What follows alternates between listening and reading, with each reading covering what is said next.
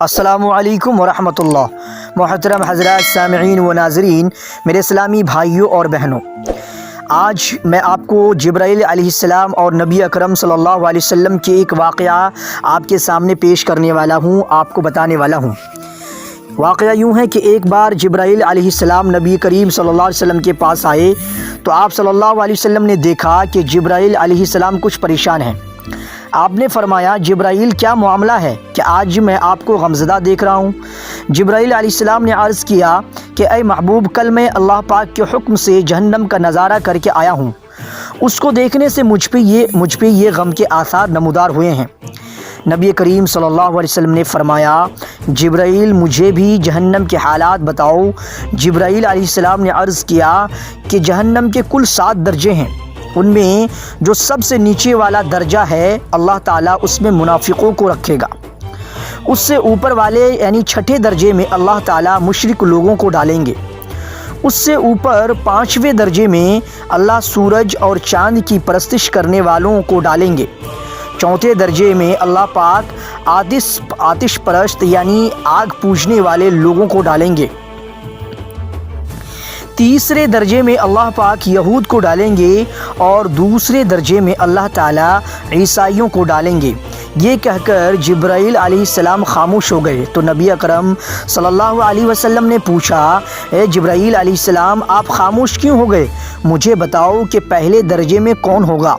تو جبرایل علیہ السلام نے جواب دیا، عرض کیا، اے اللہ کے رسول صلی اللہ علیہ وسلم، پہلے درجے میں اللہ پاک آپ کے امت کے گناہ گاروں کو ڈالے گا۔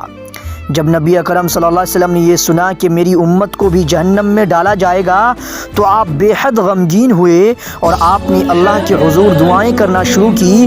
3 دن ایسے گزرے کہ اللہ کے محبوب مسجد میں نماز پڑھنے کے لیے تشریف لاتے، نماز پڑھ کر حجرے میں تشریف لے جاتے اور دروازہ بند کر کے اللہ کے حضور رو رو کر فریاد کرتے، رو رو کر دعائیں کرتے۔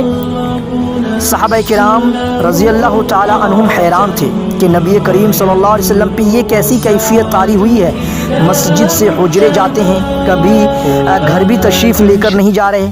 جب تیسرا دن ہوا تو سیدنا ابو بکر رضی اللہ تعالیٰ عنہ سے رہا نہیں گیا، وہ دروازے پہ دستک دی، وہ یعنی سیدنا ابو بکر رضی اللہ تعالیٰ عنہ دروازے پہ دستک دیے اور سلام کیا، لیکن سلام کا جواب نہیں آیا۔ آپ روتے ہوئے سیدنا عمر کے پاس آئے۔ آپ یعنی کہ حضرت ابو بکر رضی اللہ تعالیٰ عنہ روتے ہوئے سیدنا عمر رضی اللہ تعالیٰ عنہ کے پاس آئے اور فرمایا کہ میں نے سلام کیا لیکن سلام کا جواب نہ پایا، لہذا آپ جائیں، آپ کو ہو سکتا ہے سلام کا جواب مل جائے۔ تو عمر رضی اللہ تعالیٰ عنہ گئے تو آپ نے یعنی عمر رضی اللہ تعالیٰ عنہ نے 3 بار سلام کیا لیکن جواب نہ آیا۔ حضرت عمر رضی اللہ تعالیٰ عنہ نے بھی سلمان فارسی کو بھیجا لیکن پھر بھی سلام کا جواب نہ آیا، تو حضرت سلمان فارسی رضی اللہ تعالیٰ عنہ نے واقعے کا تذکرہ علی رضی اللہ تعالیٰ عنہ سے کیا۔ انہوں نے سوچا یعنی کہ علی رضی اللہ تعالیٰ عنہ نے سوچا کہ جب اتنے عظیم شخصیات کو سلام کا جواب نہ ملا تو مجھے بھی خود نہیں جانا چاہیے، بلکہ مجھے ان کی نور نظر بیٹی فاطمۃ الزہرا کو اندر بھیجنی چاہیے۔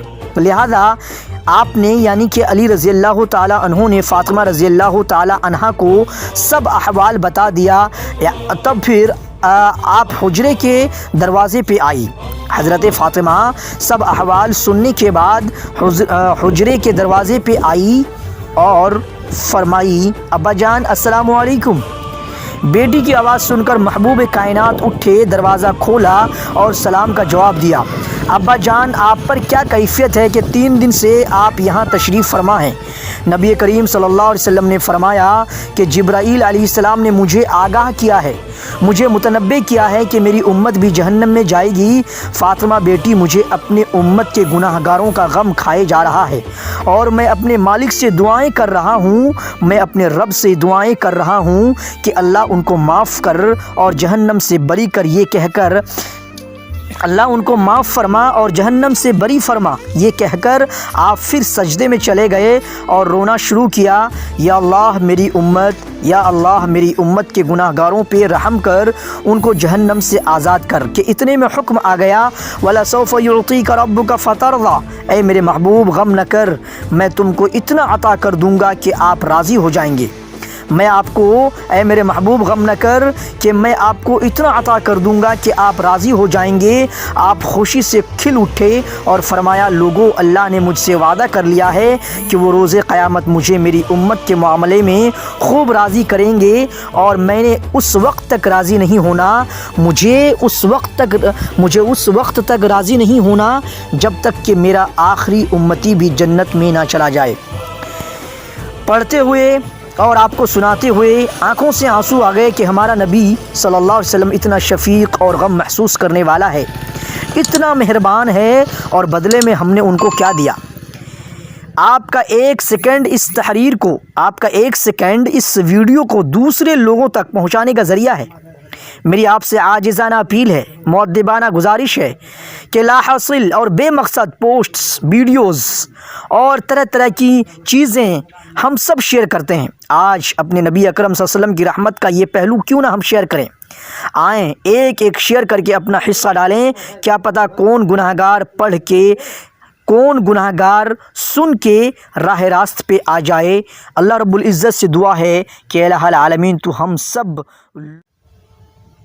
یا الہ العالمین تو ہم سب لوگوں کی گناہوں کو معاف فرما، یا الہ العالمین تو ہماری عبادات کو قبول فرما، تو ہمیں اچھے اعمال کرنے کی توفیق عطا فرما، نیک اعمال کرنے کی توفیق عطا فرما، اور تو ہمارے نیک اعمال کو قبول فرما۔ تو دوستو ویڈیو اچھا لگے تو لائک کریں، چینل کو سبسکرائب کریں، اور اپنے فرینڈ سرکل میں سوشل میڈیا پلیٹ فارم پہ شیئر کرنا نہ بھولیں۔ السلام علیکم ورحمۃ اللہ وبرکاتہ۔